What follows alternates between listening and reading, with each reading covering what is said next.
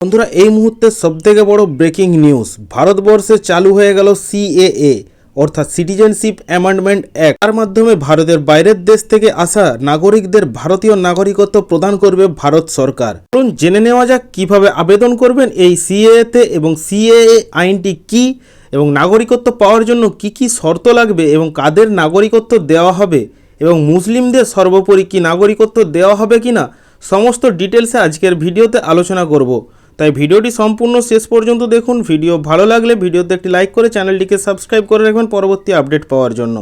তো বন্ধুরা, ভারতের স্বরাষ্ট্রমন্ত্রী অমিত শাহ ইতিমধ্যেই কিন্তু ঘোষণা করে দিয়েছেন সিএএ অর্থাৎ সিটিজেনশিপ অ্যামেন্ডমেন্ট অ্যাক্ট।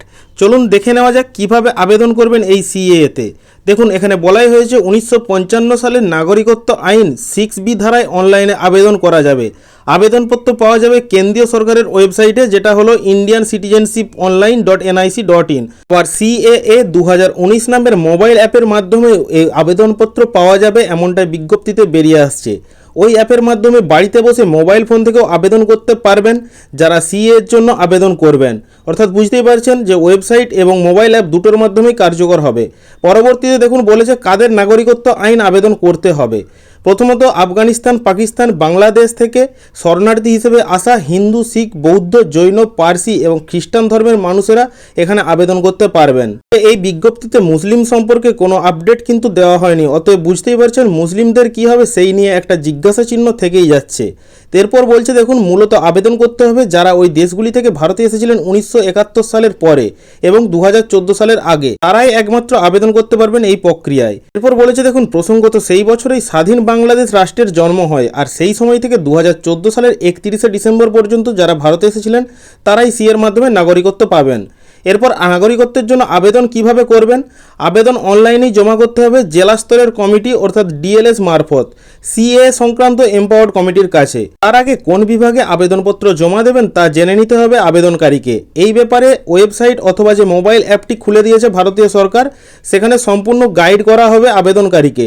অর্থাৎ আপনারা সেখানে প্রত্যেকটা ডিটেলস দেখতে পাবেন এবং সেই অনুযায়ী ফর্মটি ফিল আপ করতে হবে। পরবর্তীতে দেখুন বলেই দিয়েছে যে এই ওয়েবসাইট অথবা মোবাইল অ্যাপে গেলেই তাকে গাইড করা হবে এবং ফর্মের নানা ভাগও রয়েছে। কাকে কোন বিভাগের জন্য কত নম্বর ফর্ম তুলতে হবে সেটা লেখা থাকবে ওই অ্যাপ বা ওয়েবসাইটেই। এরপর চলুন দেখে নেওয়া যাক এই সিএ এর ফর্ম ফিল আপ করার জন্য কত টাকা লাগবে। দেখুন বলা আছে প্রথমে ফর্ম পূরণ করতে এবং তাতে উল্লিখিত সমস্ত নথিপত্র দিয়ে অনলাইনে জমা দেওয়ার আগে অনলাইনে 50 টাকা মূল্য দিতে হবে আবেদনকারীকে। অর্থাৎ 50 টাকা লাগবে অনলাইনে আবেদন করার পর। এরপরে তিনি প্রবেশ করবেন আবেদন জমা দেওয়ার পর্বে। পরবর্তীতে আবেদনপত্র জমা হয়ে গেলে একটি ডিজিটাল প্রাপ্তি স্বীকার পত্র পাবেন, অর্থাৎ আপনাদেরকে অ্যাপ্লিকেশন জমা দেওয়ার একটা নথিপত্র দেওয়া হবে। দেখুন এরপর বলেছে কেমন নাগরিকত্বের জন্য শংসাপত্র দেওয়া হবে।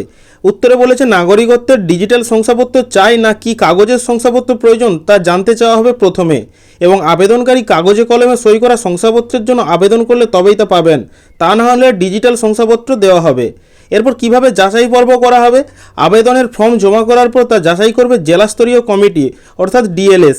যাচাই হওয়ার পর ডিএলএস ইমেল অথবা এসএমএস মারফত আবেদনকারীকে জানাবে এবং কবে কখন ডিএলএস এর কাছে আসল নথিপত্র নিয়ে দেখা করতে হবে সেটাও জানানো হবে তারই পর। পরবর্তীতে সমস্ত যাচাই সম্পূর্ণ হলে আবেদনকারীকে ভারতের নাগরিকত্ব দিয়ে আনুগত্যের শপথ গ্রহণ করাবেন ভারপ্রাপ্ত আধিকারিক। তবে তথ্যে ঘাটতি হলে আবেদনকারীকে উপযুক্ত নথি জমা করানোর জন্য বলবে ডিএলএস। যদি কোনো আবেদনকারী প্রয়োজনীয় নথি জমা না করতে পারেন, যাচাই প্রক্রিয়ার জন্য সশরীরে উপস্থিত না হন কিংবা শপথ গ্রহণের জন্য সশরীরে হাজিরা না দেন, তবে সেই আবেদনপত্র বাতিল করা হবে এমনটাই জানা যাচ্ছে। অর্থাৎ যিনি আবেদন করবেন তাকে ফাইনাল দিন অর্থাৎ যেদিন সম্পূর্ণ যাচাই প্রক্রিয়া সম্পন্ন হবে সেদিন সশরীরে উপস্থিত থাকতে হবে। এরপর চূড়ান্ত পর্বে এম্পাওয়ার্ড কমিটি পুরোটা দেখে সমস্ত তথ্য যাচাইয়ের জন্য প্রয়োজনে আরও অনুসন্ধান করতে পারে। সন্তুষ্ট হলেই তবে নাগরিকত্বের আবেদন মঞ্জুর করতে পারে, সন্তুষ্ট না হলে নাকচ হওয়ার সম্ভাবনা রয়েছে। এরপর যদি ডিজিটাল শংসাপত্রের জন্য আবেদন করা হয় তবে তা অনলাইনেই মিলবে। যদি কাগজে সই করা শংসাপত্রের জন্য আবেদন করা হয় তবে তা সংগ্রহ করতে হবে এম্পাওয়ার্ড কমিটির দপ্তর থেকে। এটি আসলে রাজ্য বা কেন্দ্রশাসিত অঞ্চলের জনগণনা দপ্তরের অধিকর্তার দপ্তর থেকে দেওয়া হবে। অর্থাৎ বুঝতেই পারছেন কিভাবে সিএ এর জন্য আবেদন করবেন এবং কারা সিএ এর জন্য আবেদন করতে পারবেন এবং কিভাবে এই শংসাপত্র পাবেন সেটা সম্পূর্ণ এই ভিডিওতে ডিটেলসে বলা আছে।